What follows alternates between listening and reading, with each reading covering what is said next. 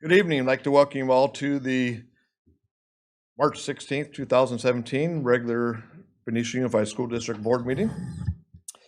And we're going to report out on a couple student matters, or three actually. So on student 17-0014, recommend that we follow the recommendation of the board. We have a second? Second.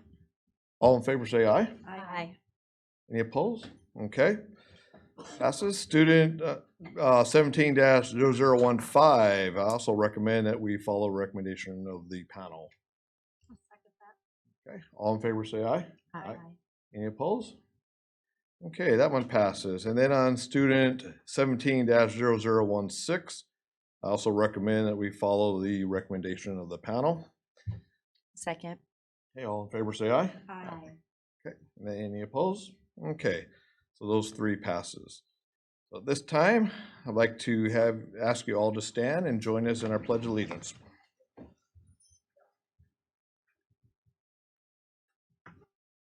Ready? Begin.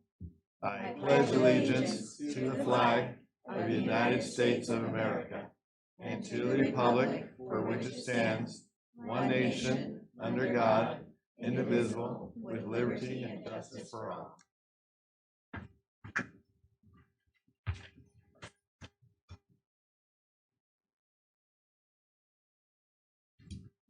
We have a motion to approve our agenda. I move that we approve the agenda as written. I second that. All in favor say aye. Aye. Any opposed?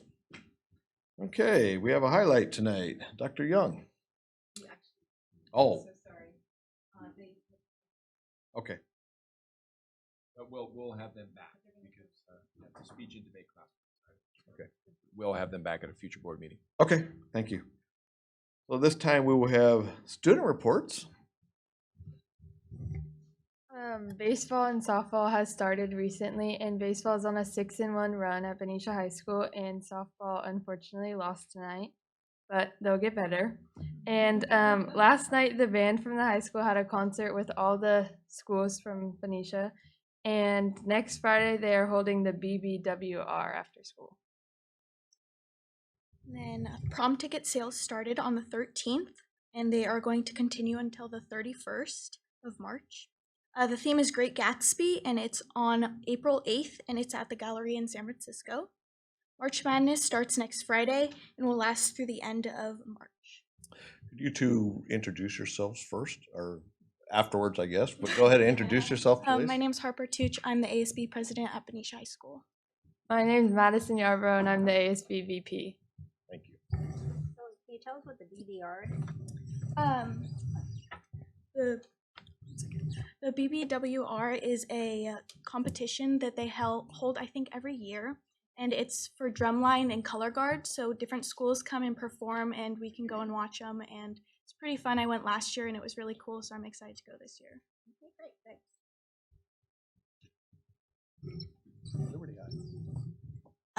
I'm Caitlin Ergney, and I go to Liberty High School, and I'm a senior. For the first time in school history, Liberty High School was awarded the designation of Model Continuation Schools by the state superintendent. There are 452 continuation schools in California, and only 35 received this honorable distinction. Staff and students are also excited about our award, and Miss Severson, Miss Ladd, Miss Bieber, and Miss Nunes will be traveling to Fresno at the end of April to receive the official award and the CCEA conference. Last Thursday, March 9th, World War II veterans Harold Bray and Robert Hitchcock came to speak to the school. Mr. Hitchcock flew 32 missions during the war in Europe, and Harold Bray is a survivor when the USS Indianapolis sunk in the waters of the South Pacific. Students listened intently to their amazing stories. Liberty's own Veterans Day was featured on the cover of the Benicia Herald. Staff prevailed in the students versus staff basketball game. Mr. Winder and Mr. Pound were the CO MVPs. Jacob Carroll was the top scorer for the students with 19. 3 of our seniors, Nick Vernon, Brendan Lopez, and Dominic Lucero, were named to the All-Star team and will be played in a tournament versus the top Oakland players. Also, our talent show and awards assembly will be a lip sync theme this year and is coming up next Thursday. Advisory classes are preparing for Career Week, when students will participate in mock interviews conducted by the professionals from Benicia Rotary, listen to a panel discussing what employers are looking for when hiring, and have the opportunity to be a part of a career rotations highlighting many different careers. Liberty student Andrew Kadingo, along with a supporting cast of students, has created weekly episodes of Liberty TV. Which can easily be found on YouTube by searching Liberty TV Benicia. Episodes feature school news, weather, skits, and upcoming events. Oh, sorry. I'm Sean Williams, and I'm a senior at Liberty High. Thank you. This time, we have a student from Matthew Turner. I'm going to turn the mic over to her. Hi, my name is Amara Arakawa, and I'm from Matthew Turner Elementary School. So first of all, I want to talk about the event that we just had, which was STEAM Week. And STEAM Week stands for Science, Technology, Engineering, and Math. And I think that it was really, really fun that even kindergartners could go out there and study all of the topics that we had for STEAM Week. And I think that it was a really fun and inspiring thing to do for the school. And so the second thing I want to talk about is Westminster Woods for the 5th graders.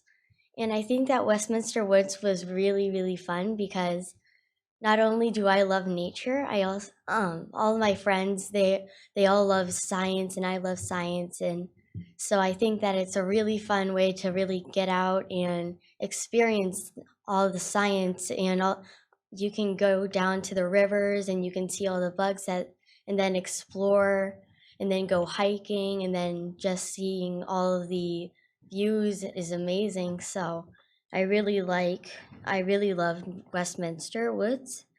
And also on Tuesday we had a musical, and that was really fun because the 3rd through 5th graders could all get together, and some of the teachers, Miss Seymour and Miss Oliver, wrote the entire play, and Miss Seymour choreographed the dances, and Miss Bambi helped the 3rd graders with the dances. And it was really fun because everyone can just go out on stage and have fun. And we even had a teacher dance, which is really, really funny. And so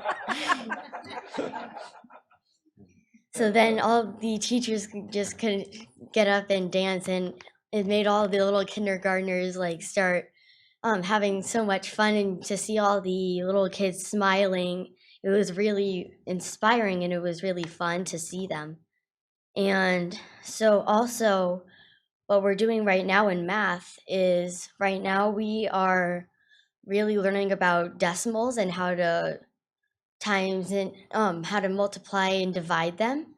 And I think that it was really fun how Miss Grubbs and Mrs. O'Reilly, how they could just like explain it so well. I think that it was really fun that everyone could just like go and then they had a little trick and everything, and so then everyone could just learn it so easily. So I really like how if one way doesn't work, then they'll teach you another way. So, and then also in math, when we just actually finished a unit, and that was on finding common denominators. And I think that that was a really fun and easy way to find denominators that aren't really similar by just like timesing the denominators and then timesing the numerators. And I think that that was a really easy and fun way for everyone to learn.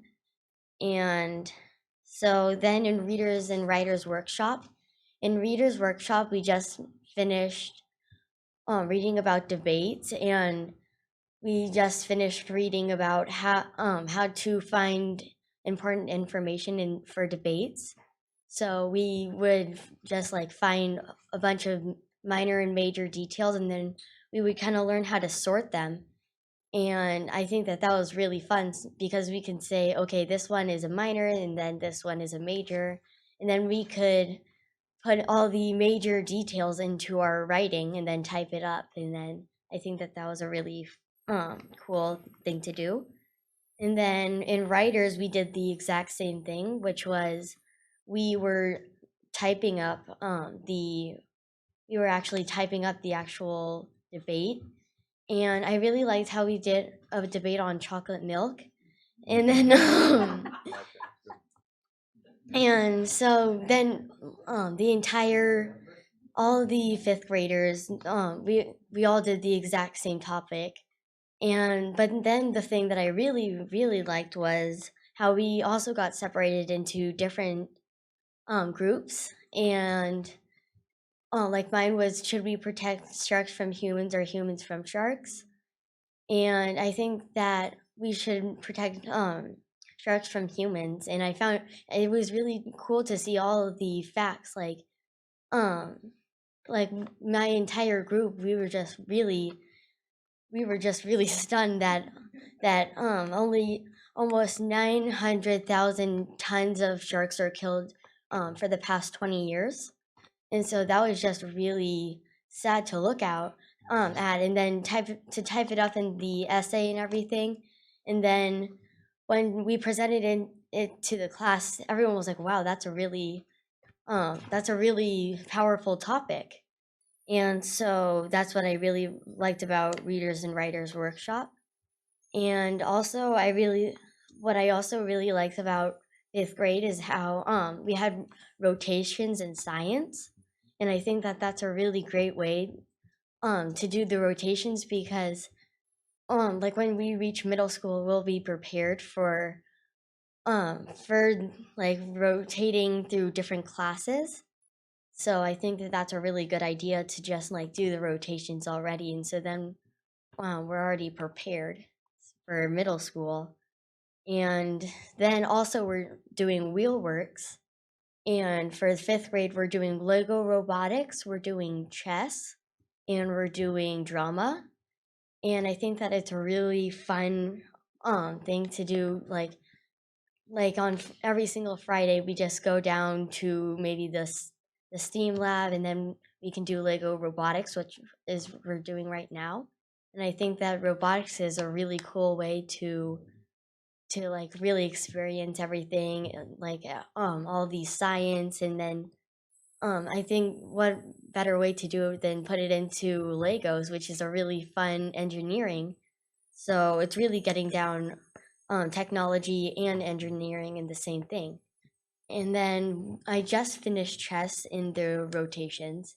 And I think that I don't know how to play chess, but then when the coach came down and then he was teaching us how to play chess, I think that it was a really fun way to go and play a game that you didn't know how to play. And so then the last thing that I want to talk about is just like how fun like our entire school is. And I really like how our new principal, Mr. Slater, how he's really putting fun into school.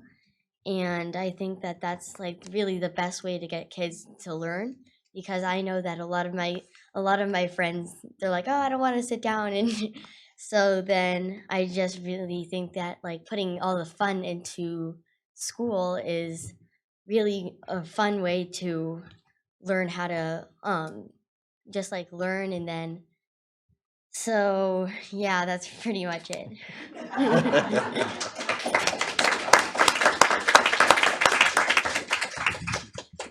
Thank you.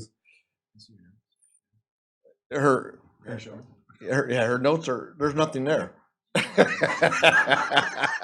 think I'm gonna have Amara take my position here. That was amazing. That was incredibly thorough. Like I'm gonna say way less than that in my little quick update, but these were her notes.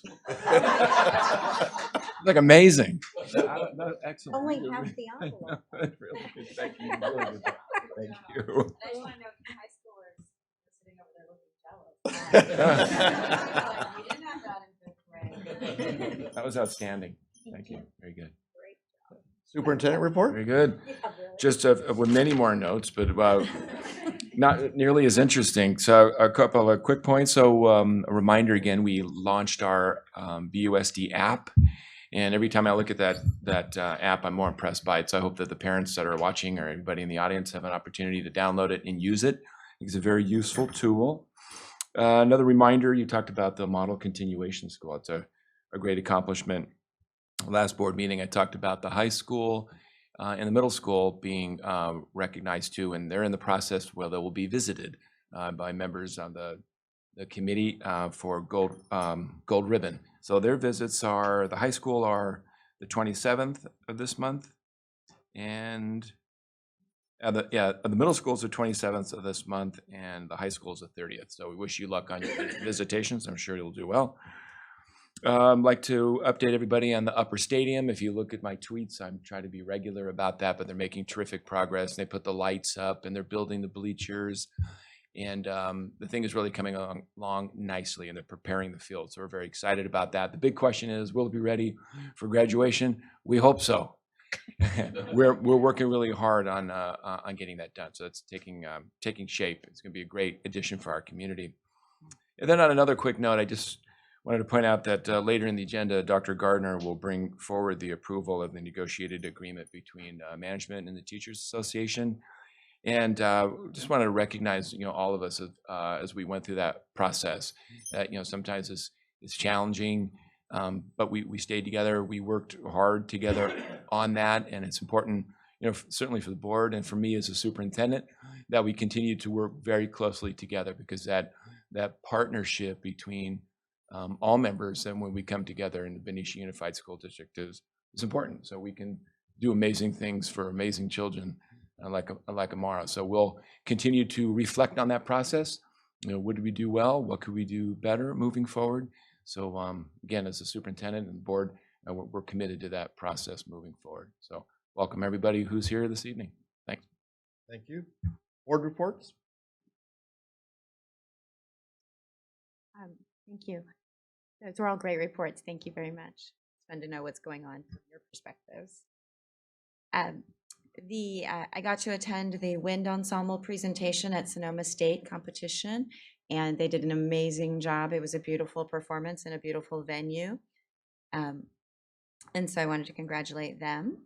And then also just to mention that the BEF Run for Education is April 23rd, so it's time to sign up, folks. We need volunteers and runners, so I hope to see you all out there in support of the schools. Thank you. I also had the pleasure of being at the high school last night.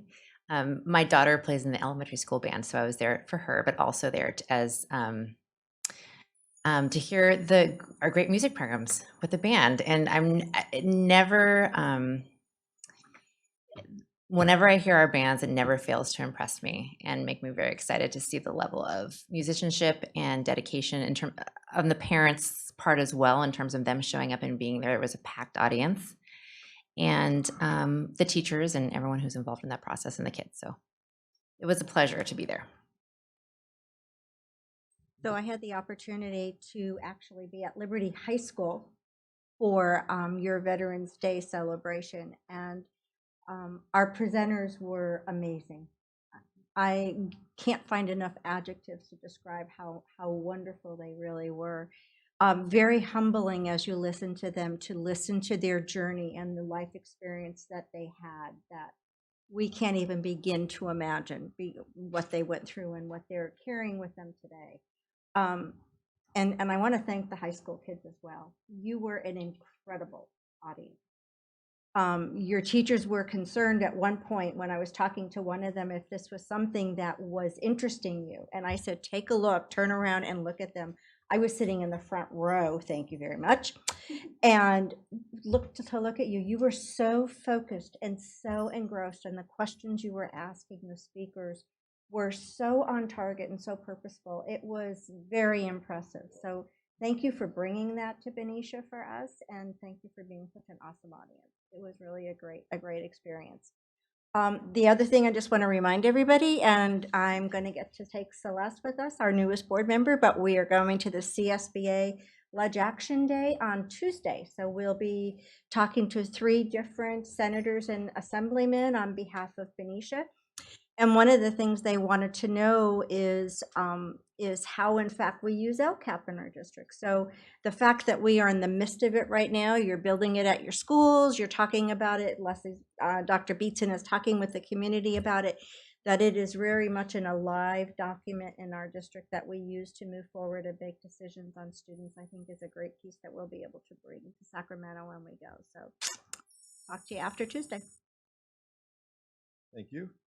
I had the privilege of walking our sites and looking at our bond projects and stuff that's been going on at our schools, and kind of looking at the updates and seeing where we actually are, and excited to walk the field 3 times the last couple of weeks and drive by and see the lights are up and all the metal for the stands are being delivered and starting to be separated and organized a little bit. So it's exciting to see what our community approved bond is doing. So I'd like to thank you all for your reports and thank our students for coming out and letting us know what's going on. And thank you. You guys were great.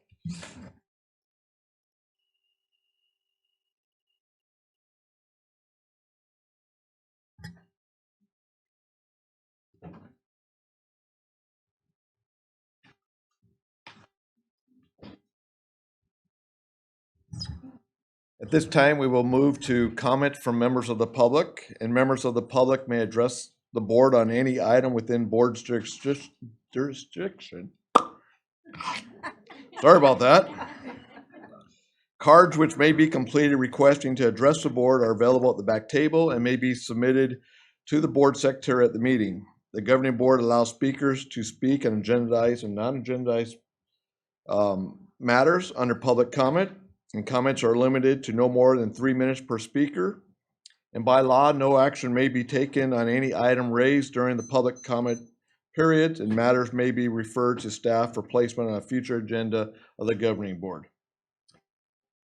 So, Mary, you want to start?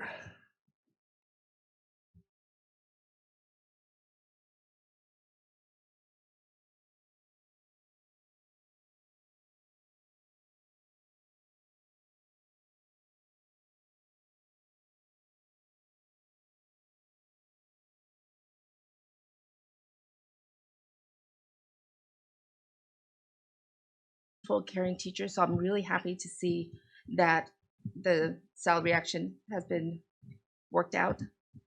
At the last meeting, I really did not appreciate Peter Morgan's comment regarding how it is a travesty that this community has not passed a parcel tax, how it's a travesty that the Education Foundation is not supported in this community the way it is supported in other districts, how parents are not stepping up and participating. My kids were in elementary school when, during the hard times in 2008, we knew there was no money and we all buckled down and helped. Every social event we went to was a fundraiser. My friends and I were your art docent, your math tutors, your reading specialists. We were your event planners, your caterer, your cleanup crew at every auction. Those auctions were where we funded all the whiteboards for Matthew Turner. If you don't call that stepping up, I don't know what you call that. I can tell you why I and my friends do not support any parcel tax. Trust is the lack of trust. Just look at Measure S. After months of discussion, I was here for all those discussions of what we need to be done at the schools. There were lists, there were all these things laid out. We were so excited when the bond passed because we thought, oh, there's all these things that needed to be done and will be done. Then the talk of the stadium started. First, it started out as a safety issue of the bleachers at $3 million. Then if we built a new stadium, it will range between 6 and 9. And here we are. I don't even know what it will end up with all the rain delays. I kept waiting for you, especially Peter, a business finance guy, to say, hey, wait a minute. We only have $50 million, and this is 20% of the whole bond. Maybe we don't need a new stadium. I kept waiting and waiting for all you to come to senses. But I realized that we cannot afford a $12 million stadium, but nobody did. Nobody said there are many other things we could do that with that money, especially at the high school. Maybe we could have money for consumable science experiments. Maybe you can find enough money to attract an AP physics teacher, or maybe even keep an keep a Spanish teacher. I just do not trust you enough to give you any more money with no list. Even in the form of the parcel with the Measure S, there was a list and it wasn't even followed. Thank you. Thank you.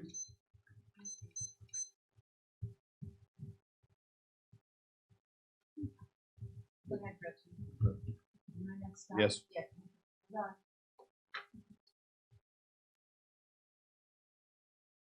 It's not a matter of trust, it's a matter of time. I got to keep track of my own time. You ready, Betty? Okie dokie. I take my time seriously. All righty. I came here to talk about communication. I came here to talk about the fact that today I went to log my child in for his elective at middle school, and I was devastated to find out that choir once again is not there. I talked to Dr. Young about it. I'm sure everything will be worked out. And then I was hit by the fact, and I remembered that I tried to send an email to many of my child's teachers, and I didn't get a response. And another parent talked to me and said, you know, I'm just not getting any response from those teachers anymore. Come to find out, it wasn't because that they were blowing us off, and of course we would kind of understand that given some of our attitudes, but our emails are actually going into the teachers' junk files. They're not even getting them. And part of the reason is because we're using a system that's based on Google. I love Google. I make a lot of money from Google. Google has 100 million users.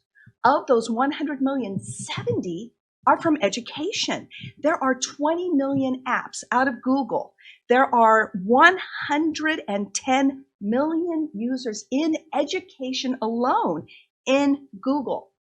And yet, people who send an email to their teacher who use a non-Gmail account are being sent into junk mails, and our teachers aren't even seeing it.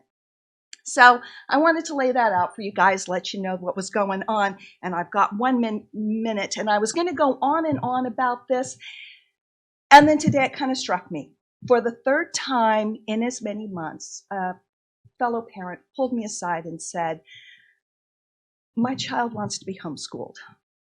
And the reality of allowing education to come to our kids via the internet really slammed home to me. Because in the last month, I've spoken to the principal at the middle school and the vice principal about bullying. It started off as emotional bullying. There's a kid, and I'm so glad Amara's not here, because they come out of elementary school and education is so much fun and they're having such a good time. And they get to the middle school and they learn about the shoe police and they learn about the kids who throw them down on the ground. My kid got a headlock, got taken down. But today, a kid came to him, and even though he is a member of Sources of Strength and is being trained on how to deal with these things, he took a handful of his curly locks and jerked them down. He went to his next class, same kids there, again, grabbed his hair, jerked it down. It's been a long time since somebody's pulled my hair. And so I said, dude, come on, really? Pull mama's hair. It hurt. It hurt. He did it again. Oh, there I go. So tomorrow, we will be dealing with that. As I told you. Betty. Mine were. I know. So kids are coming to the middle school and finding out that there are other things that aren't fun. And it needs to be addressed. Because at some point, middle school and high school, those halls will be a little bit more empty, and we'll be losing more and more kids to the internet and Google, and that would be deplored. Thank you, and I'm sorry for going over. All right, it's all right. Thank you. And we'll pass the email situation on to our IT department, and I've already spoken to him. You know me. But he's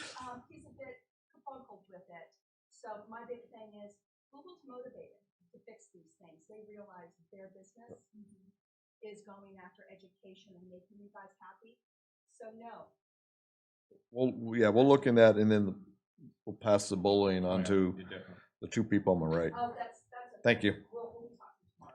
Thank you. Anybody else? Okay, we will close public comment. And consent calendar. All matters listed under the consent calendar are considered by the board to be routine and will be approved by the board in one motion. There will be no discussion on these items unless members of the board, staff, or public request specific items to be pulled and discussed. We have a motion? We have a resolution also. We have a what? We have a resolution, so we need. Yes. Do I do that now? No, we need a motion first. I make a motion that we pass the consent calendar. Okay, roll call vote, please. Trustee Ferrucci? Yes. Trustee Holguin? Yes. Trustee Monet? Yes. President Wing? Yes. Thank you. Okay, we have a gift. We have a gift in the amount of $830 from Crystal Peacher and her friends from Benicia, and then the money is meant to cover the negative balances for student cafeteria accounts. So we thank you very much. Thank you.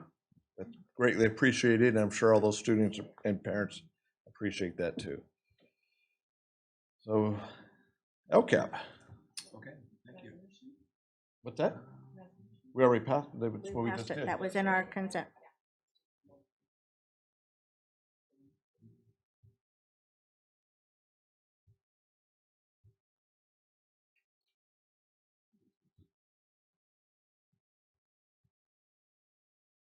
Okay, well, Thank you. Hey, we're just, LCAP.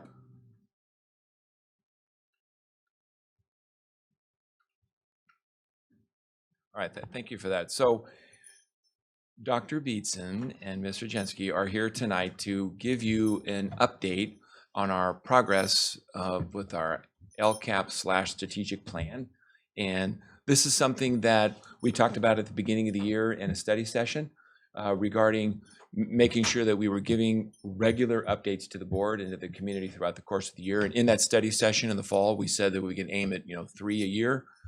And this is, I think, the second one that we've given this year. So I'd just like to welcome Dr. Beekson and Ms. Rajensky to go over some highlights of the data on our progress to date. Welcome. Thank you. Thank you, trustees, for having us present our mid-year update. Our outcomes for tonight are to just remind everyone what our 3 overarching goals are in our current LCAP strategic plan, to give you an update on some of the data points within our LCAP, and tonight we'll focus on secondary data.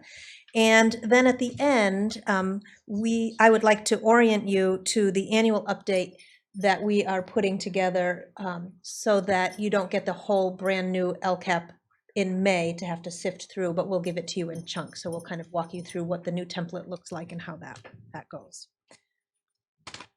To remind you, all of the actions and services and outcomes in our LCAP must be linked to one of these 8 indicators that are put out by the state. So some of them are state indicators and some of them are local indicators. So our goals are, as you know, goal 1, creating a collaborative team of highly engaged staff. So it's really about professional learning, social and emotional wellness, and college and career readiness. So all of the actions and services and measurable outcomes have to do with those 3 areas. Our second goal in our current LCAP is really around 21st century learning. So modernizing and improving the infrastructure to provide an environment for 21st century teaching and learning. And our third goal is really that partnership with community partnership and parent engagement, so that we are working on providing the best possible opportunities for our students. The next slide has 2 links on it, and you have those in your folder. I didn't make hard copies this time. I had passed them out last time. The first one is what we called the red, yellow, green sheet, and that one has our goals and then all of the actions. And so we have completed an update for the mid-year March update. What we did notice, and we talked about last time when we presented back in November, was that many of these actions or outcomes aren't going to be fully realized until the end of the year because they're ongoing processes. But we did update, and anything that had new data, I notated inside the box. So one of the things I did want to note is the assessment and reporting support. So we are using our tech integration coach. 80% of the time he works primarily at the middle school, working with teachers on embedding technology in the classroom, and he works also at the elementary schools. And 20% of the time he's also helping all the sites pull data. So as we continue to use interim assessments and benchmarks, he helps us pull that and get it in a reporting system so that we can use that with teachers. And so that has been a great progress. He was out on paternity leave at the beginning of the year, so that's been helping in full swing. Another thing I want to note for you is on the third page, expanding the CTE pathways at the secondary level. We have hired a construction trades teacher that started in January. He's developing the program now, so that program will be in full swing next year. So that's really exciting. And then in goal 3, another piece that I just want to highlight for you in here is that we have had over 15 site and district wide parent events at all levels. At the high schools had a couple Saturday workshops, the middle school has, we've had elementary math nights, elementary STEAM nights, so lots of great parent participation at the events that are happening throughout the district. There are other things that will be highlighted as Jan presents our data later on in this presentation, but I wanted to give you this as an update as how we're doing in monitoring all the goals and actions within our LCAP. The other link that you have is, we had to change the name. We used to call it the dashboard, but now the state data is out and they call that the dashboard, so we didn't want there to be any confusion. So now we're calling this the data progress report. And this is really looking at our year-to-year growth in our measurable outcomes that are listed in the LCAP. And again, many of these are summative, so we don't have that data until the end of the year. Where we did note some changes, we would also note the date because it's as of right now, not necessarily where we will be at the end of the year. So a couple of things to note are the number of students participating in AP. We have, last year, we ended at 448, and currently we have about 531 students participating in AP. The second page, Jan is going to talk more as we go through the data about our professional development opportunities. And so all of that data is in here as well. And so it's us being able to monitor where we are in that progress. The other attachment that you have it's not attached to the PowerPoint, but that you have is a packet of data. And so it's our elementary benchmark data and then some secondary data, and Jan will be going through some of that as well. And it's just so that you can see that we're using multiple measures on a local basis ongoing to monitor our progress and not waiting until the end of the year to see if we made the gains that we were hoping to make. And so at this point, I want to turn it over to Jan, who's going to take you through some data highlights. Okay, so I'm really excited tonight to share with you some secondary data. We're starting to get to a place where we're consistently giving common assessments at the middle school and the high school, and so we're able to bring you some of that. They're also giving multiple measures. We have writing benchmarks taking place. There's a UC Davis math diagnostic test that all students are taking, and then grade level teachers are getting together and analyzing that data. So it's some good work is going on.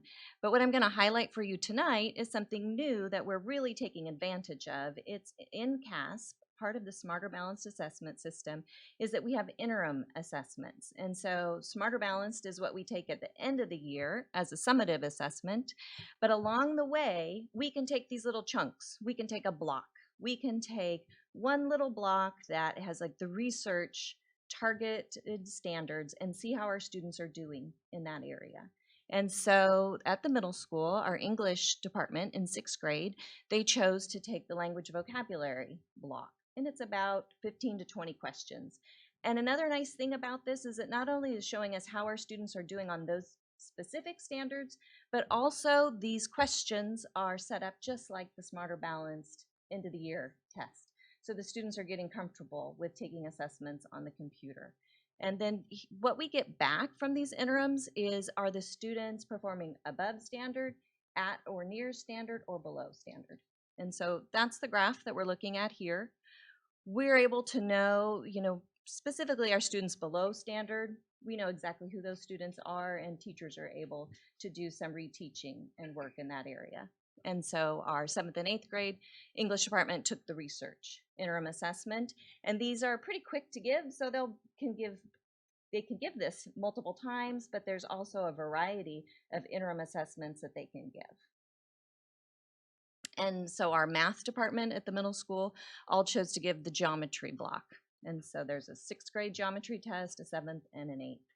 And so here's our results there. And then in high school, it's a little bit different because they really have the interim set up more in a traditional system. So there's an Algebra 1 assessment, an Algebra 2 assessment, a geometry assessment. And here in Benicia, we're doing our math in an integrated fashion. And so students, by the time they finish integrated 3, are prepared to take the Smarter Balanced assessment. And so here our integrated 1 students took an Algebra 1 interim block. It was tough. They haven't even had all the instructions. So thus you see the results here. And so I was speaking with our math department chair, and she said, yes, but the great thing is we're going to use this as a pre-test. We're going to give the same test again as a post-test. So that's how they're going to use this in our Math 1. And you'll see Math 2, that are generally our 10th grade students, took a geometry assessment, and you see much better results there. And then here's integrated 3. And right now that's kind of a small group of students. And as we move to increase our graduation requirements, I think we will be seeing more students in our integrated 3 course. So again, just a celebration that we have our secondary teachers working together and giving common assessments and analyzing the data. And it's something that's formative, that they can do something about right now rather than waiting until always the end of the semester or the end of the year. Here is our 9th grade English. They read some articles out of their Common Threads reader, and they wrote a descriptive essay. The teachers got together and scored those essays. And so we've got some great writers in 9th grade. 10th grade did a similar writing assessment. They wrote an argument paper. And then our 10th grade right now is still working in the English department to get a consistent assessment. Some of them gave an interim, some of them gave a argument writing paper, and so I'm not reporting that right now because I'd like to wait until we have some consistent data at 11th grade to share with you. So moving on, our professional development is something that we have as an action in our LCAP goal, and we're really proud of this. In 15-16, we had 141 teachers and administrators who were able to take advantage of going outside of Benicia Unified to conferences for their professional development. And to date, right now, we've had 169 teachers and administrators who are going out to next generation science standards symposiums, to teachers college workshops, to UC Davis, to the history project. And so professional development is alive and well here for our teachers, which then benefits our students. And then in the classroom, embedded professional development is something we really believe in. The research shows that that is really the way to make professional learning stick, is when you're learning right in the classroom. And so last year we played around with that a little bit. We offered 19 different sessions where we had teachers get together and learn in the classroom. We also had the Teachers College working at Mary Farmer, giving the in-classroom professional development. Well, this year, with our instructional coaches and our instructional technology coach and our Teachers College trainers at Mary Farmer as well as the middle school, you can see we have 120 different sessions that we're offering. So that's pretty fantastic. In goal 2, I just wanted to show you where we are with our CTE enrollment. We had a goal of increasing our CTE enrollment by 2%, which was a 10% increase, and currently we are at 25%. enrollment in CTE courses, and we know that will expand with the hiring of our construction trades teacher and getting that pathway going. The next graph is showing you our unduplicated students. We're really trying to make sure that we have open access for them, getting them involved in CTE. This graph is not only CTE, but AP and honors courses. And we're also meeting our target there. We wanted to increase that by 1%, and we're at 44% there. And then we gave another parent survey. Dr. Young gave a great survey in the fall, and so we just followed up with this survey. This survey is similar to the survey that we gave last year that the LCAP Parent Advisory Council put together, so it's nice that we can compare those surveys. And more so than just, I think, what I'm showing you here really is the narratives. And it's wonderful that we can really go in and read what the parents are putting in the narratives and share those with the school sites. It's very insightful. The fall Net Promoter Survey has great information, and now this new survey does as well. And so this slide is showing you the social climate, and I need to turn my page to see because I can't see so far, but we look good. It's like about 70%, I think. Let me tell you for sure. Yeah, about 70 are happy, with only 8% saying that we need improvement in this area of social climate. And are our parents happy with our implementation of academic standards? Yes, they are. We've got 81% saying they're happy, with just a 6% needing improvement. And then this question was, how are we doing with supporting the academic program isn't meeting their students' needs? And so I think this is really asking for differentiation. Are we meeting high needs, low needs? And I really want to dive into this one a little bit more to get the comments. We have about 72% satisfied and 10% saying we need improvement. So I want to look into that some more. But overall, we think that this shows that parents are very happy with the education that we're offering in Benicia Unified. How many times did we advertise for this? Because I'm seeing our responses is like 377 out of. Right. And it's interesting, and it may be some of the Google way that this is set up, because I will tell you that there's about 200 elementary families, 150 middle school families, and 170 high school families, and that doesn't add up to this number. So that's one thing. But we do want to increase this. And I was speaking with Dr. Young about this just today, and I said, I wonder what the difference would be. Maybe if you sent it, because when he sent a survey in the fall, we had 1,000, So yeah, we'll work on making sure that if we send a fall and a spring survey that, we really advertise this one as well. So that's the data. I'm going to throw it back to Dr. Beetson. Thank you so much. So that's the data that is the foundation of the work that we're doing in the LCAP. So at this point, I'm going to shift gears a little tiny bit and sort of give you an idea of how to read this new LCAP. It's in a brand new template. I think they've landed and won't make any more changes at this point, but it has been this ongoing change throughout the fall in terms of what's being included. So if you think of the LCAP in chapters, there are 5 chapters in the LCAP. The first is a brand new section, which is the plan summary. And I have a draft for you tonight of that. And that's like the Cliff Notes. So if you don't want to read the entire document, you can read the highlights and the summary of that. Then the next section, which has several subsections, is the annual update. And I have that for you this evening as well. And that is where we write what our goal was, what our actions that we had planned are, and what we actually did. The financials, expenditures that we had planned on, and what we actually have spent to date. And so that will be an updated and ongoing as we get to the finalization of this in June, but where we are now, bless you. And then there's a bunch of analysis pieces in this part of the LCAP, which is new as well. So that's all the annual update is. We said we were going to do this. What did we actually do? We said we were going to spend this money. What did we actually spend? Another section that you'll get tonight is the stakeholder engagement chapter, if you think of it that way. And that's just how did we engage the community? How did that impact the work that we're doing in the LCAP? The fourth chapter, which we do not have for you yet, is the new goals, actions, and services and expenditure. So based on all of the feedback from the stakeholder engagement and all of this data that we continue to look at, what do we need to do to continue to support students and provide them great actions and services so that they continue to achieve at high levels? And then the final chapter in the LCAP that we will have later on this year for you is really looking at what did we do specifically for our unduplicated students. And remember, those are the students who fall into three categories: socioeconomically disadvantaged, foster youth, and English learners.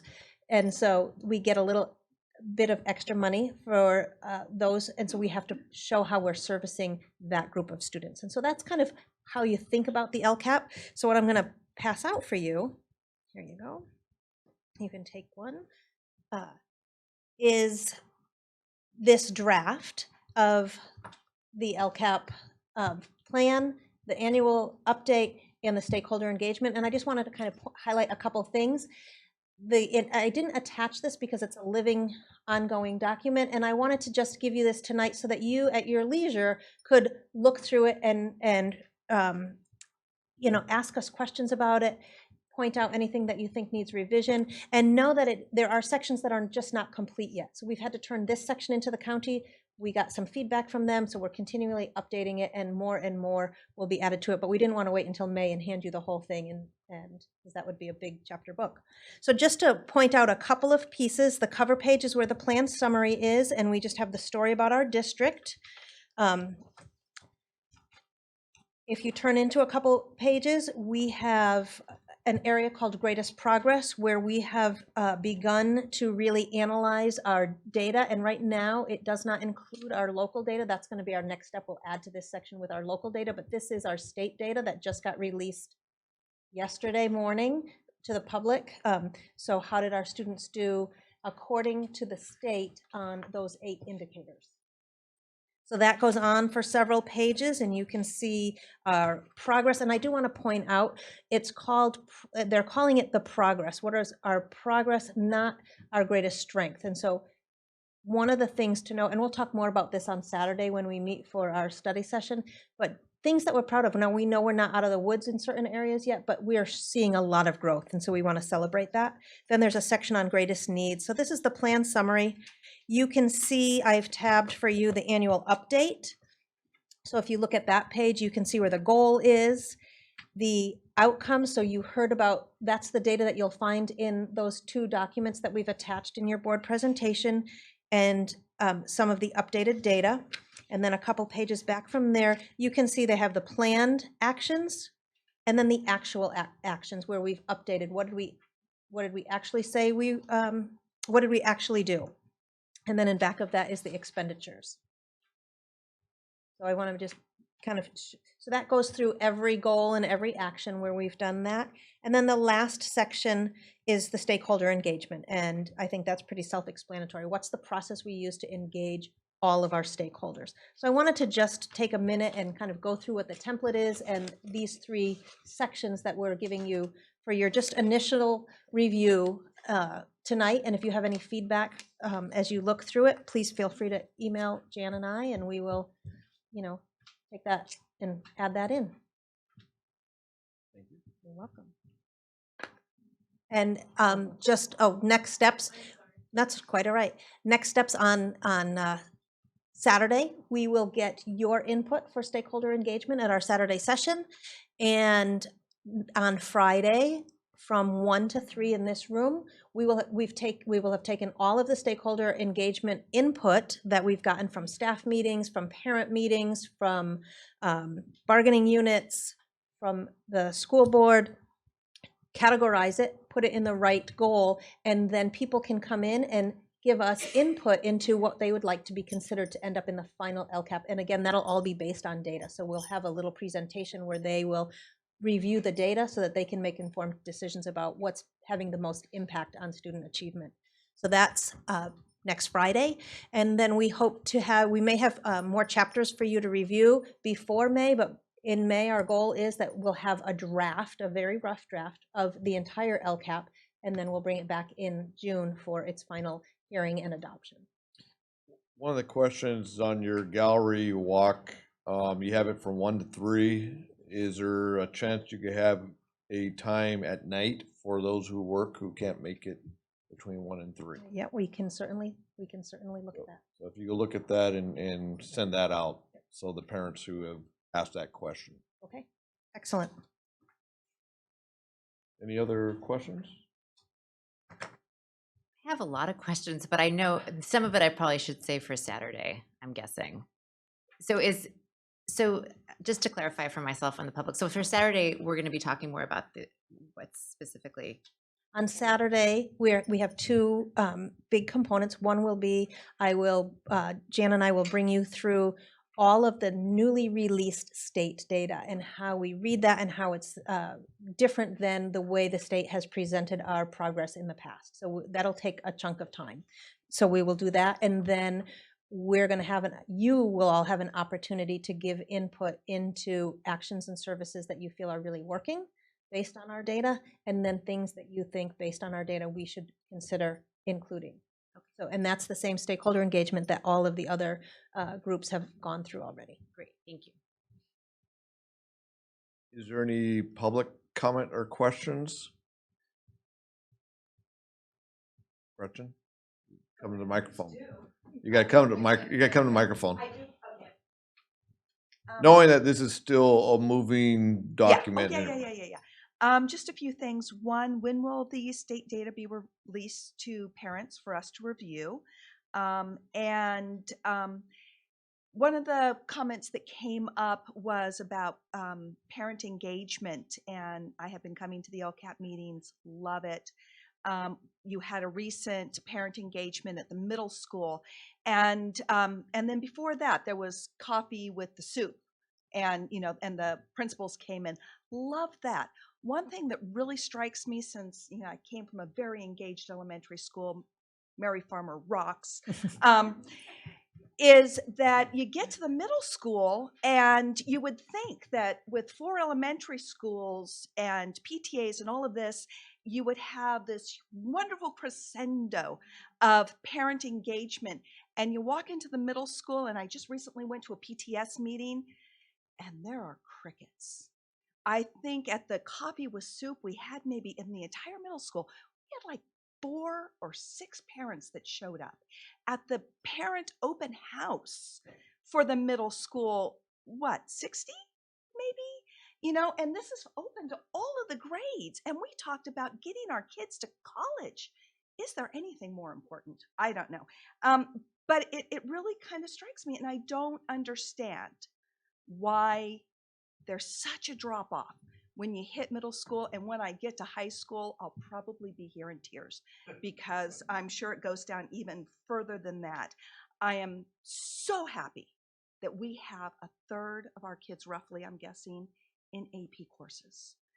That's astounding, because from what I see, the amount of kids that we're producing that are actually going into 4-year colleges, I had no idea that we were producing kids of that standard. So thank you again and again, and I'll sit down because I'm sure I'm over my 3-minute limit. Just to answer your question about the state data, it is, we had sent out an email, so if you didn't receive one, we sent out a Connect Ed to parents with the link, because it's all online.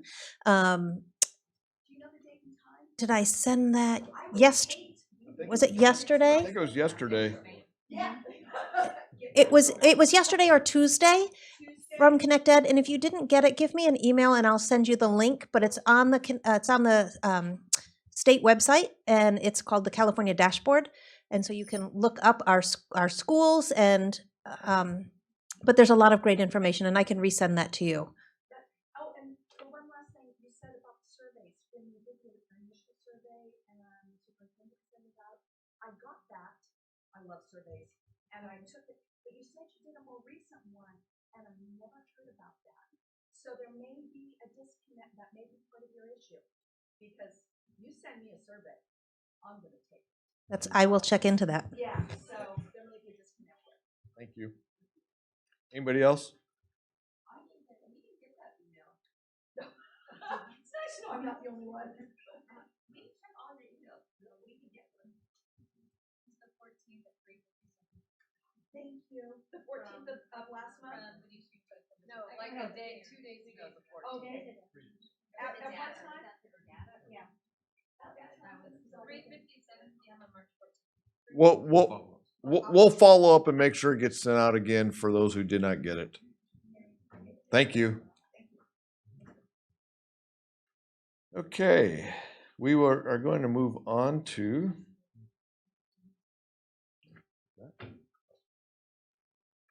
I just wanted to thank Dr. Beetson and Jan. yes, and looking forward to Saturday and all the knowledge. Thank you. We're going to move on to first reading of the following board policy. Dr. Young. Thank you very much. Yes, thanks to Ms. Rajensky and Dr. Beetson. They make it look easy. There's all kinds of really wonderful work that takes place behind the scenes to get it done. We appreciate that. So, and looking forward to the study session on Saturday. Obviously, it's open to the public. If you'd like to join us, please feel welcome. So the next item, we're excited about this. This is taking a look at our graduation requirements. This is something the team and I have been thinking about since last year, and the high school has been thinking about this. And what we're going to be talking to you about tonight is changing the graduation requirements to increase them to look very much like the A through G graduation requirements for the UC system with a few modifications. Dr. Beetson will talk about the process that we've gone through, and as a board, we did have a study session on this, and we talked about it in great detail. So we'll go over that again tonight as a review, and so the public can be aware of this. But this is something that we're very excited about, and think it'll make a very positive impact for the students. Thank you. So as Dr. Young said, Brianna Kleinschmidt, the principal, has gone through this already, but I wanted to just revisit a couple of the whys. Why should we even think about changing graduation requirements? So first of all, we want to focus on college and career readiness for all students, and we want to make sure that all students from their beginning of time in high school have the opportunity to go to college should they so choose, and not have made decisions early in their high school career that would then limit them later. One of the best ways to do that is to make sure that we set kids up to be aligned to enter a UC should they so choose to do that. And many districts around California are in that process right now of looking at what UC requirements are, what is the eligibility to be ready to go to UC, and looking at their current graduation requirements. Some adopt the UC requirements full bore, and others move in that direction and but haven't quite implemented everything. And that's where we are. We want to say, here is what you need to do to be UC ready, and here's how it aligns with our proposed graduation requirements. So the next slide shows our current requirements on the left: 3 years of history, 4 years of English, 2 years of math, which gets the kids through integrated math 1, 2 years of science, with 1 being a lab science, a world language or a visual and performing arts, and healthy living, which is a 1 semester class that 9th graders take, 2 years of PE, and electives. That's our current graduation requirements, and in order to count your credits, you have to have a D. If you look to the right side of that slide, it shows what UC requirements are to be ready. It is also getting a score of a C. So we do have some differences in the proposed policy that we're putting forward. And if you flip to the next slide, this outlines the graduation requirements that we have in our policy that we're recommending for a first reading tonight, which is 3 years of history, which is no change from what we currently have, 4 years of English, no change from what we currently have, 3 years of mathematics, which would take, the requirement would be that all students go through integrated 2, and then there would be one additional year. And in the course catalog and with the counselors at the high school, we want to really encourage all students to take integrated 3. But if you think about some of these requirements as sort of having a fork, because we also want all students to be able to succeed in the courses. And if integrated 3 is not a pathway that is going to lead them where they want to go, we will have other courses. And I know the high school is working to make sure that any course that we offer is a UC course, but there may be some that aren't. But being really clear and transparent in our communications that here's, if you want to be UC ready, here's what the pathway looks like, and here's the places where there's some decision points. Yes, UC and CSU, thank you. And 3 years of science, and 2 years would be a lab science. And that's, we've added one additional year here because in order to complete all the next generation science standards, we have to get through 3 years of science. We can't do them in 2 years. And the CASP assessment that kids take in 11th grade goes through all of those standards. Another change is that we are saying 2 years of world language. For UCCSU, they require 2 years of the same language. So that will be our heavy recommendation.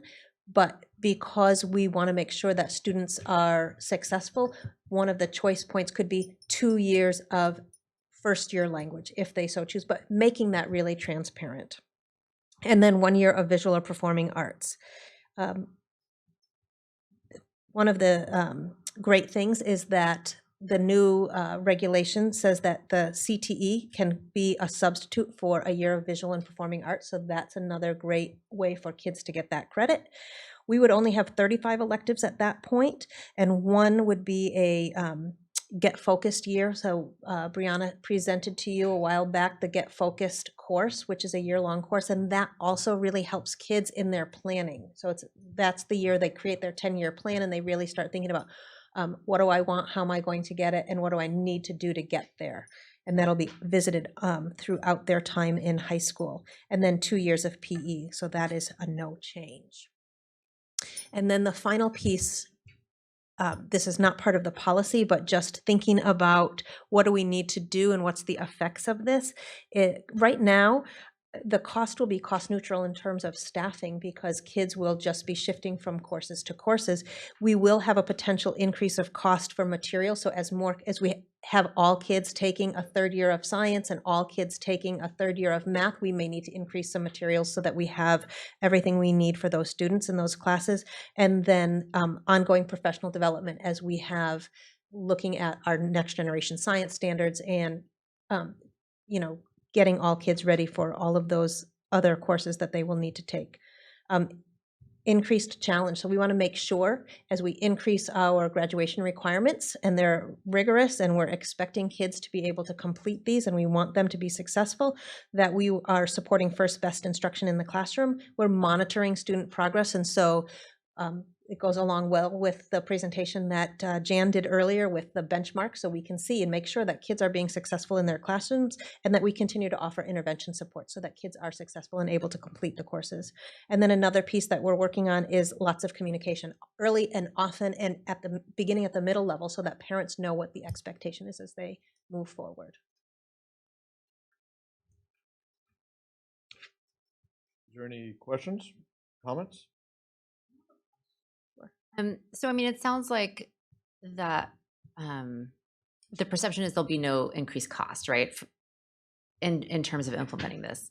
I'm curious about, I'm new to this rodeo, but in terms of what kind of extra supports will be needed, and you sort of mentioned this, but in terms of, because it sounds like obviously the standards would be higher, which I think actually is a great thing, my personal opinion. I mean, I think especially around kids and students who don't have as much family support to help them plan their process in terms of their education. So it makes a lot of sense to me that they would get the support from the system itself so that they wouldn't fall through the cracks if they don't have that in other ways. But I'm curious about how, I know you guys have thought about this, but the impact is going to be for the teachers and then to try to, I guess if we're trying to sort of increase the students' progress and their aptitude essentially.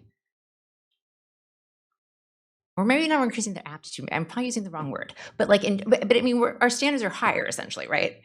Well, So I mean, our standards for how many courses in different content areas that we want them to complete will be higher. We're still using the Common Core State Standard, so the standards haven't changed, but we're expecting. okay, thank you.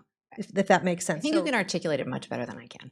But yes, I guess my thought is just around, because I'm guessing that a lot of kids will take less electives, or they may take less electives depending on how many periods they have, like how the schedule ends up working out. And yes, and so I didn't include Maybe we need some that comic slide, relief but- with my but- question. I don't know. That was perfect. I'm going to have Brianna talk a little bit about that, but Okay. she did map out a student's potential schedules. And so every student will have at least a space for 35 credit electives. If students take 6 periods a day for all 4 years, they will probably have more opportunities for more electives, if I have that correct. And I know this is complicated because it also fits in with the schedule conversation too, right? Okay, thank you. In some ways it does, yeah. And so one of the things that some of the classes that we look at as electives right now, the fine arts, the world language, because we're only recommending one of either of those, we're actually locking in a few of those electives. So we're saying to a student that you're going to take 2 years of world language and a year of fine arts. State law allows for the substitution of a CTE, a career technical education course. So there you have 30 credits, whereas before we were requiring 10. So in some ways it locks in some of those electives, because we do want to make sure that we're educating the whole student in multiple ways. I think that there are some places where maybe that they're taking an additional science course, an additional math course, where some students might opt to take an elective instead because that requirement's not there, whether or not it serves their best needs in their plan. But we do have a high percentage of students who opt to take science for 3, even 4 years, sometimes even 2 science courses, and that they take those as electives at that point. So it's really how we distribute the classes and depending on what students are signing up for. Did I help explain that a little bit? Yes, thank you. Okay. I think I need to think more on my question too. I've been approached by a few parents on these issues, so that's part of my question, but then anyway, I'm not articulating it very well. Back to your point about support pieces, you're absolutely right. So as we go through it, we need to be, and we will be, and we are now being mindful of, what that would look like. Where are the pinch points for kids who need additional support in whatever subject? So, being that we go through that LCAP process every year, we'll be thinking about that and figuring out how we can help those students. And another big piece in this, as Dr. Beeson said, is communicating that to the parents and involving the parents and letting them know early on that this is different. It's a little different now as they make their way into high school. And other districts that I've been involved in that have gone through this, it's been successful. And but it is a team effort. Everybody's got to join together, because a change like this doesn't just sort of happen by itself. I mean, we need to be mindful of the areas where it can get challenging, and where we make sure that we're supporting kids and supporting staff. So, and I can also trust that you are communicating with the middle school, because what happens at the middle school is greatly going to impact the success at the high school. So working in tandem. And with Liberty High School as well. We've all had meetings together and discussed with Liberty High School as well. Yeah, counselors, teachers, yeah. So would it be an appropriate statement to say we're not adding units, we're just redistributing how we're using the units? Yes, that's a good way to look at it. When I first started looking at this, my thought of, we need to increase our requirements. I looked at the number, right? The total number of credits, but really it's the content, just like we would look at a class, right? It's the content of what's happening during their time at the high school and what they're getting in their education within those credits, rather than just the number of credits. Yeah.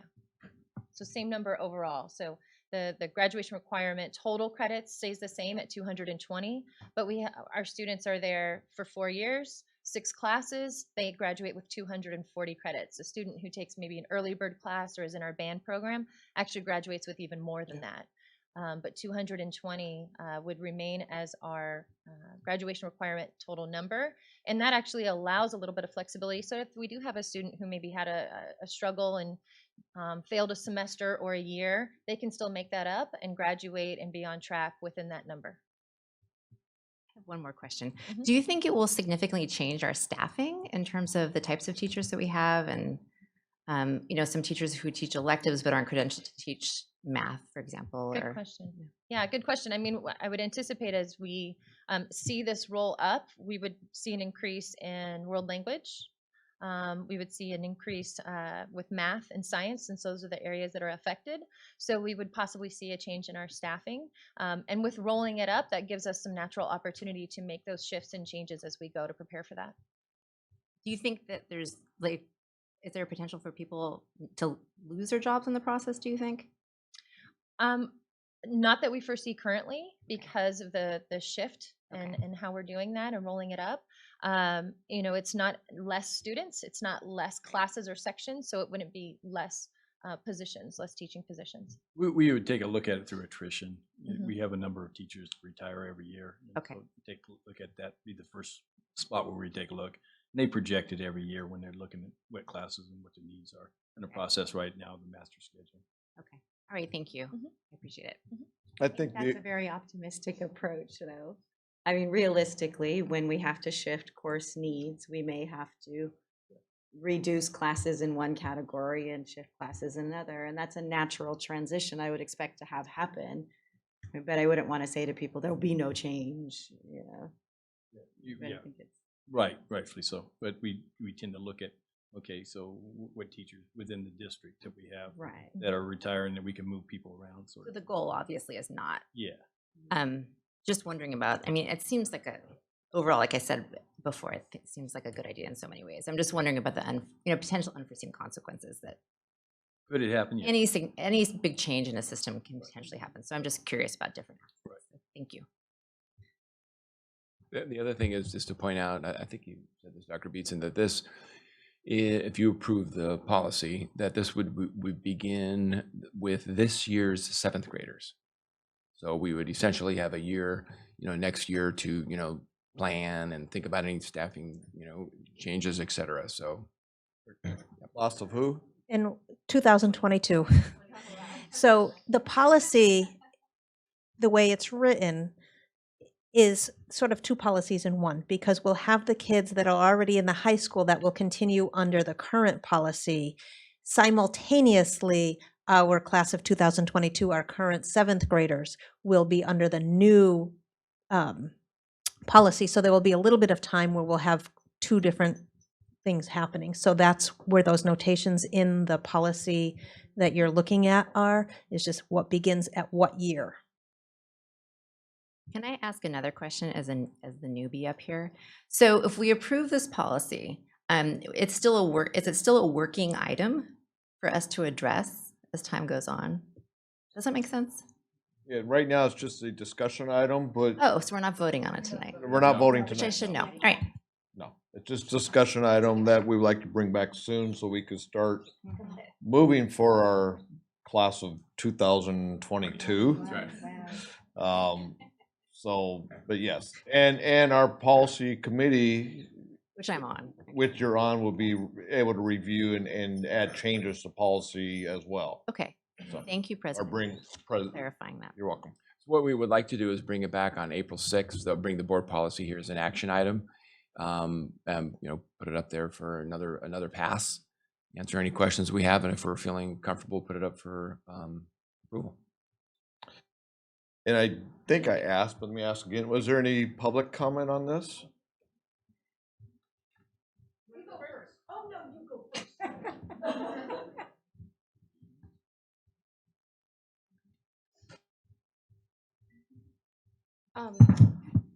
With no schedule change, I don't see how it is possible to have all those requirements fitting in this 4-year schedule. Because I have a child that is not wanting a UC, she wants a private, and those require more than that, and we cannot even fit in her schedule. So this summer she will be taking an AP Physics and the art class because she cannot fit it in her schedule with a 6-period day. Thank you. Gretchen or Thank you.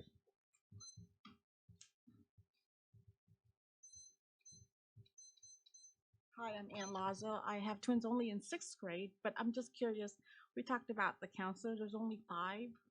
How do you talk to those, how many kids graduating in this class? Let's say 400 times 3, that's 1,200 kids. How do you, or you're going back to 7, how do you work, like personnel-wise, because I work in human resources, how do you work with that with the kids? How do they know they're going to need that when they get to 9th grade? Or are you going to go back to 7th grade? How are you going to staff it? So, I mean, prepare them for college. The one that Leslie was showing on the thing. Like, you want 4. I mean, I'm just saying, how are you going to help the kids get there? You know? I think that's Get some. to UC, CSU, or trade school.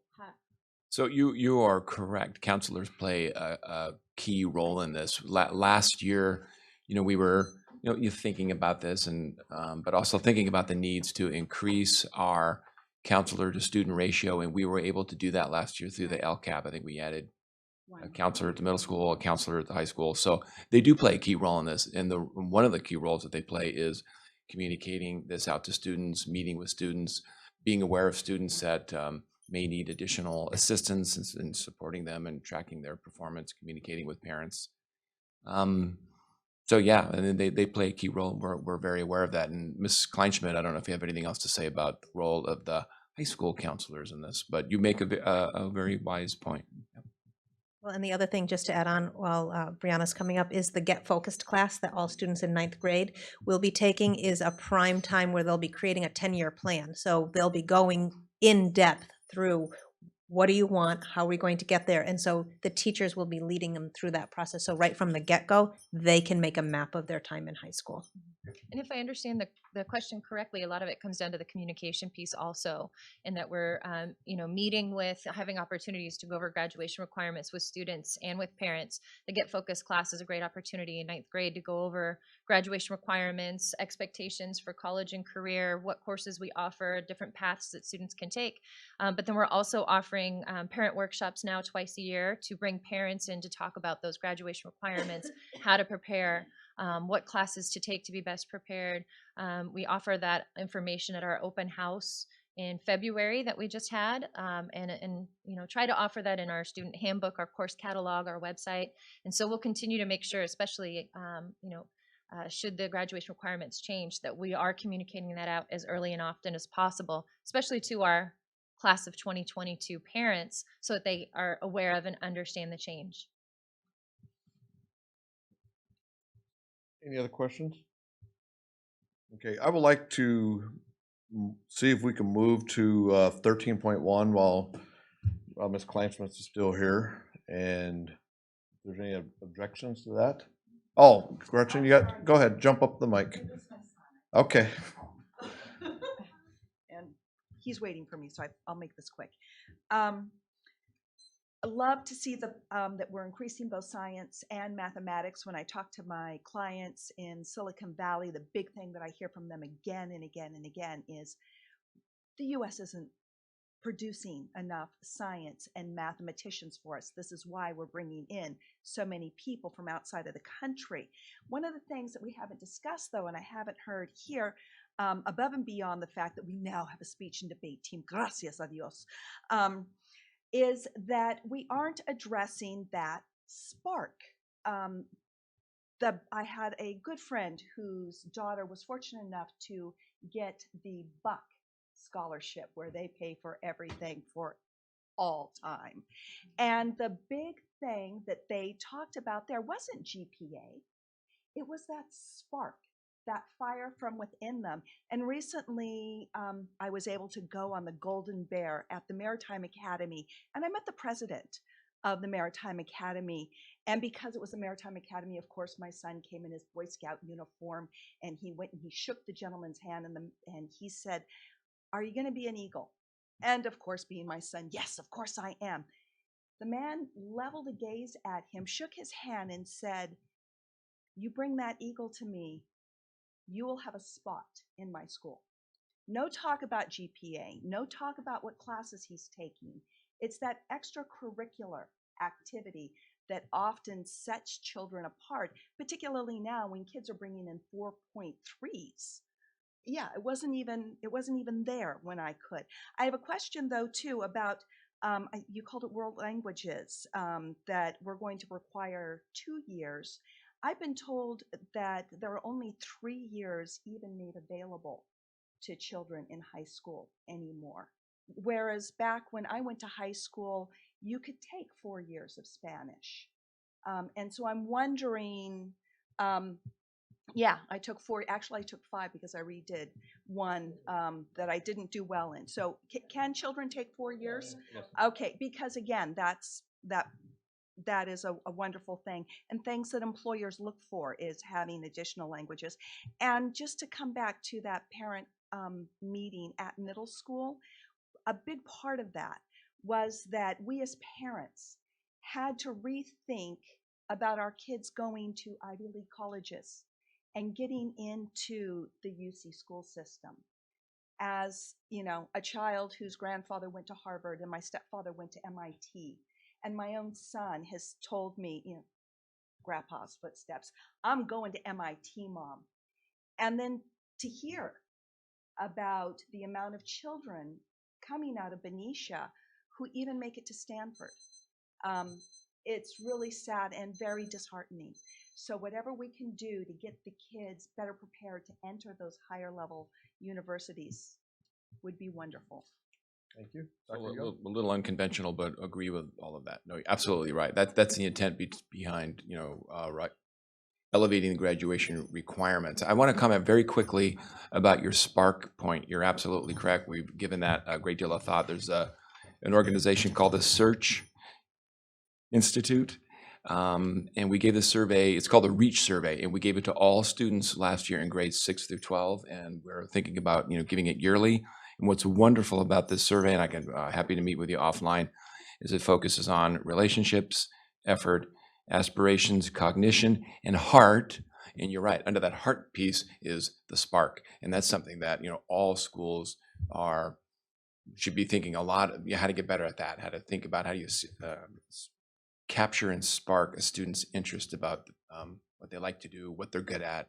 So we're taking that seriously, and we've looked at the data and set some goals that the middle and the high school are working on, and Liberty as well, and we'll do it again next year. So you're spot on. Thanks. Thank you. And now home to that boy that Okay, thank you. Thank you. Is there any objections to me jumping to 13.1? Brianna, you want to come up and talk about that? Absolutely.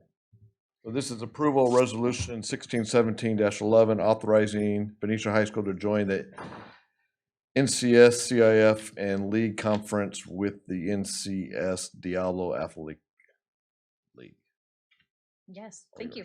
Appreciate the opportunity to come and talk with all of you about our potential move and what's becoming more and more a realization of a move from Sac Joaquin section, where we're currently competing with our student athletics at the high school, to the North Coast section. And we actually used to be a member of the North Coast section. We moved in 2000 when they were doing a realignment cycle that would have put us in with some much larger schools down Highway 4 and increased our travel. And so at that time, we chose to move over to Sac Joaquin section. When I was at the high school, I participated in sports, and we were in the North Coast section, so I know it pretty well from a few years ago.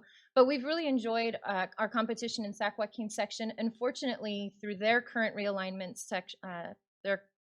process, there's been some pretty major changes recently that have affected us that we didn't know were coming.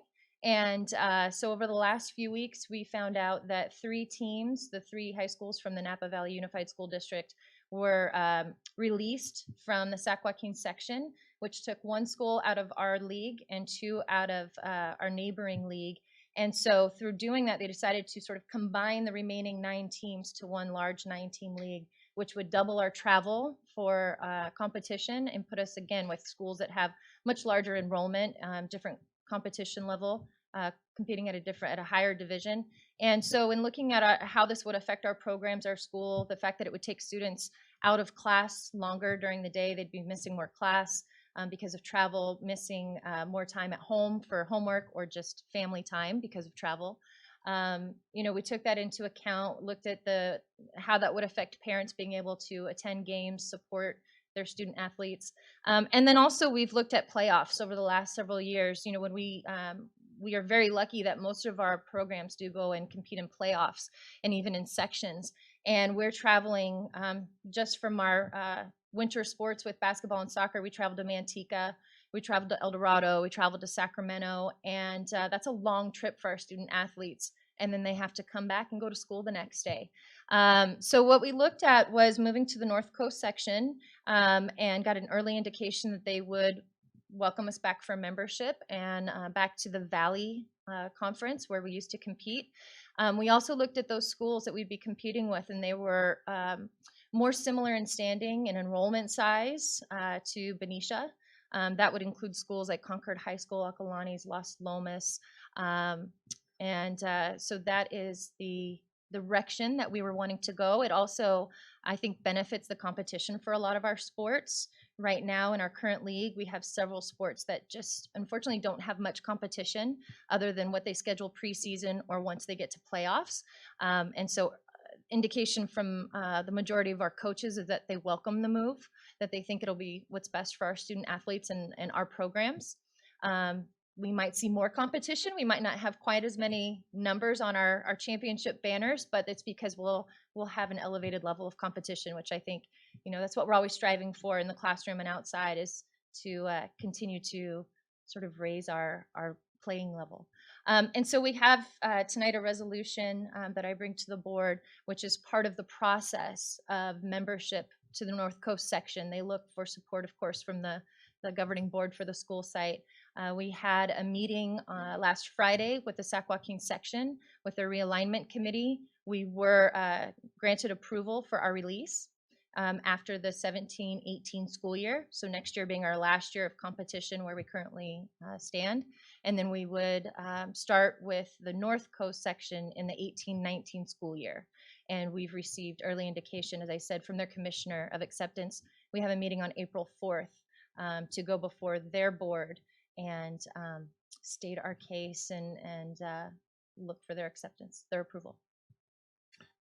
Any questions? And tell us again what cities this would entail. So the cities would include Concord, Walnut Creek, Moraga, Orinda. The longest travel would be 26 miles. And as little as 8, I believe. Yes, especially because we would have been, if we stayed where we currently are, competing with Vacaville, Wilsey Wood, which would double our current travel. And then playoffs are 2.5 hours away. Yes, yeah. It's hard to get to Manteca on a school night and back. So, yeah. Any other questions? Any public questions, comments? Okay, do we have a motion? I make a motion to support the resolution 13.1. I second that. Okay, roll call vote, please. Trustee Ferrucci? Yes. Trustee Holguin? Yes. Trustee Monet? Yes. President Wing? Yes. Thank you. Thank you. And thank you. Thank you. I just want to pay an appreciation to Ms. Kleinschmidt as she's gone through that process in her usual very thorough manner. She vetted it really well and then communicated it nicely too. So well done, Ms. Kleinschmidt. Your daughter did well too. There you go. And she's still awake. That's right. It's almost my bedtime, so I know Yeah. it's past hers. Thank you. Moving back on to 12.3. First reading of the board policies. And Superintendent Young? Sure. So the Board Policy Review Committee met, I think, a couple of weeks ago, and you see the policies there. We follow the usual process of getting them out to you ahead of time. This is a first reading for the items that you see there. I won't read through them unless you have questions. We present them to you tonight for approval.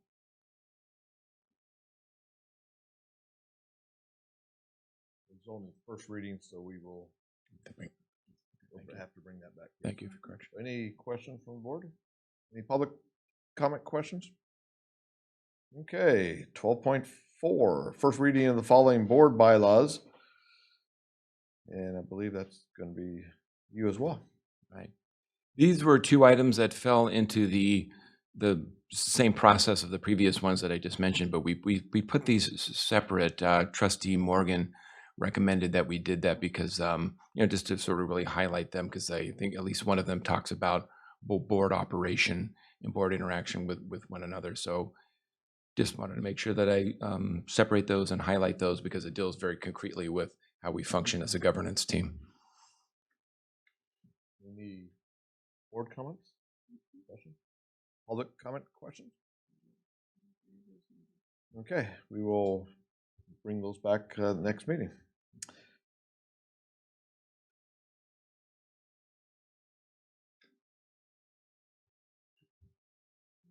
Yep, 13.2. That's going there. My computer jumped around. Consideration ratification of the tentative agreement between Benicia Unified School District and Benicia Teachers Association. Dr. Gardner. Yeah, thank you, Mr. President. So tonight we bring forth for ratification and approval of the tentative agreement with our Teachers Association. And I just thought today that it was 1 year ago today that we actually sunshined this. So it's been a long process. I have a couple of my colleagues out in the stands there from the Teachers Association, Deb Campbell and Barbara Jones on the negotiating team. And we've been negotiating again with each other for, I think, 6 years, isn't it, Deb and Barbara, something like that, since I've been here. I just want to say before we take a vote that it's always, it's very important, the process that we go through. It's always been very respectful from each side, and I think it's gotten better as the years have gone by since I've been here, as far as listening to the other side, coming to some agreements. We came to a lot of agreements very quickly, and then some took us a little bit longer. But luckily, and I told Dr. Young this, don't worry, we will come to an agreement. We always will. We always do. And so we did. So they have already actually ratified it. The BTA ratified it this week. And so we met about 6 times, and a couple of those were actually in mediation and talked about different things and came back and forth. And so so the negotiations have produced the attached tentative agreement that we have there for you. And in accordance with AB 1200, the district will publicly disclose the cost of the tentative agreement with the association. So following any applicable public comments, staff recommends that the board approve the tentative agreement for the 2016-17 school year as presented. Okay. Any board comments, questions? Any public comment or questions? Barbara?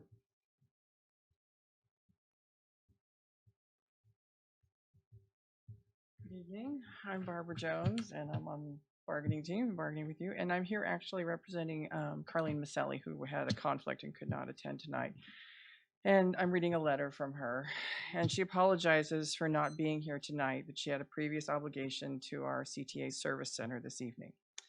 BTA would like to thank the BUSD board for their efforts in reaching this contract settlement for the 2016-17 school year. We would be remiss, however, if we failed to mention that this was not an easy vote for BTA, and in fact, as you are well aware, the agreement passed by a slim margin of 52.3% to 47.7%. 71.9% of our members voted, and while this may seem low, it is the highest percentage of voters BTA has had for any contract ratification since I have been bargaining. Listening to our teachers over the past several days, this vote seems to reflect the membership's overall dissatisfaction and frustration with the contentious bargaining process we experience year after year. Even Trustee Wing has reflected several times about how much he dislikes this process. BTA has an interest in changing the culture around bargaining. Beginning this next bargaining session, a respectable salary and benefit proposal from the district would send a strong message that attracting and retaining quality teachers is a top priority for the BUSD board. With Proposition 55 passing in November, the district will continue to see an influx of money for at least the next 14 years. BTA would also be interested in working with the district to develop a type of formula which would guarantee a fair and ongoing salary increase for our members, or perhaps a different process which would show teachers they are respected with actions, not just words. As this is my last contract negotiation, I would like to leave with the hope that the incoming BTA Executive Board and its new BTA bargaining team will be able to effect a culture change around bargaining. The teachers of Benicia Unified deserve nothing less. Thank you, Carlene Maselli, President, BTA. Thank you. Any other public comments? Okay, do we have a motion? I move to approve the agreement between Benicia Unified School District and the Benicia Teachers Association. I'll second. All in favor, say aye. Aye. Any opposed? Okay, that passes. Thank you. And with that, I'm going to adjourn our meeting.